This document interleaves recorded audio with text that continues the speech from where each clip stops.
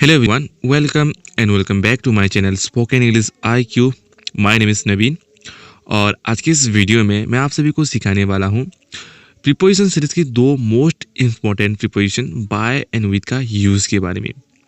तो गाइस देखिए, इस वीडियो स्टार्ट करने से पहले अगर आप हमारे प्रीपोजिशन सीरीज की प्लेलिस्ट अभी तक आप सेव नहीं किया है तो सबसे पहले वो कर लेना, ताकि मैं जब भी प्रीपोजिशन वीडियो अपलोड करूँ तो आपको जल्दी से मिल सके। ओके, और साथ ही साथ हमारे चैनल को भी सब्सक्राइब कर लेना। ओके, तो गाइस चलिए शुरू करते हैं आज का मोस्ट दो प्रीपोजिशन बाय एंड विद का यूज़ के बारे में। तो गाइस देखिए, सबसे पहला बाय प्रीपोजिशन का यूज़ हम कैसे करते हैं वो सबसे पहले जानते हैं। तो गाइस बाय प्रीपोजिशन का यूज़ हम चार तरीके से करते हैं। तो सबसे पहला तरीका है द्वारा इन पैसिव वॉइस में, दूसरा तरीका है से, तीसरा तरीका है तक और चौथा तरीका है बगल में। यानी हम बाय का यूज़ हम इन चारों तरीके से यूज़ करते हैं। तो आइए सबसे पहला तरीका द्वारा इन पैसिव वॉइस में कैसे यूज़ करेंगे वो सबसे पहले जानते हैं।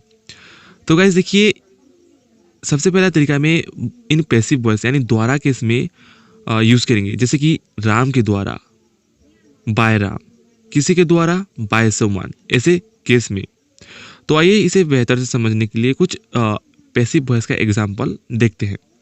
जैसे कि I was stopped by someone, इसका मतलब है मुझे किसी के द्वारा रोका गया। तो ये सेंटेंस कौन सा सेंटेंस है? ये पैसिव वॉइस सेंटेंस है।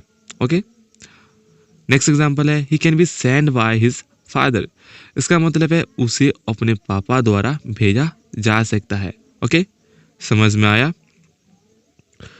तो हमारा दूसरा तरीका है से। तो गाइस इस तरीके में बाय का यूज़ हम किसी वाहन से सफ़र करना, ऐसे केस में हम यूज़ करेंगे। जैसे कि बाय बस, बस से, बाय कार, कार से, बाय प्लेन, प्लेन से।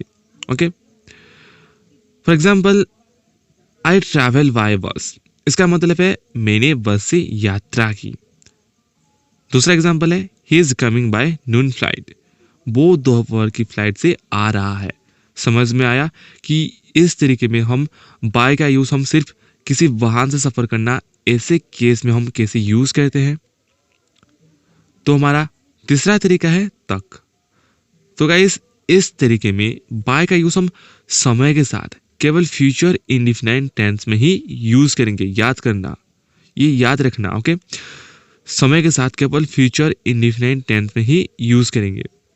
जैसे कि बाय 2 o'clock, बाय बंडिंग, ये सभी क्या है? ये सभी समय है। ओके, तो आइए इसे बेहतर समझने के लिए कुछ एग्जाम्पल को देखते हैं। जैसे कि I will leave bye 4 o'clock, इसका मतलब है मैं 4 बजे तक निकल जाऊंगा।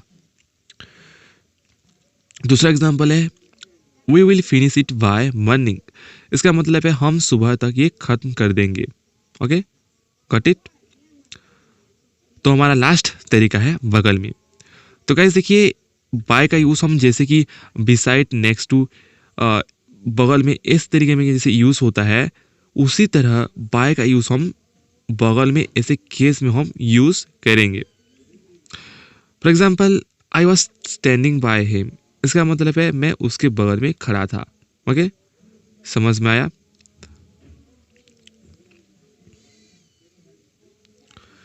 तो हमारा नेक्स्ट प्रीपोजिशन है विथ। तो गाइस देखिए, विथ का यूज़ हम दो तरीके से करते हैं, जो कि है से और दूसरा तरीका है साथ। तो सबसे पहला तरीका से, इस तरीके में कैसे विथ का यूज़ करते हैं वो सबसे पहले जानते हैं। तो गाइस देखिए, इस तरीके में विथ का यूज़ हम किसी चीज़ का प्रयोग करके कुछ करना, ऐसे केस में हम यूज़ करेंगे। जैसे कि विथ नाइफ, चाकू से, विथ ए फैन, फैन से। For example I cut the cake with a knife, इसका मतलब है मैंने चाकू से केक काटा। यानी इस सेंटेंस में आप चाकू को प्रोजेक्ट करके केक काट रहे हैं, तो इसलिए यहाँ पर विथ का यूज़ किया गया है। ओके,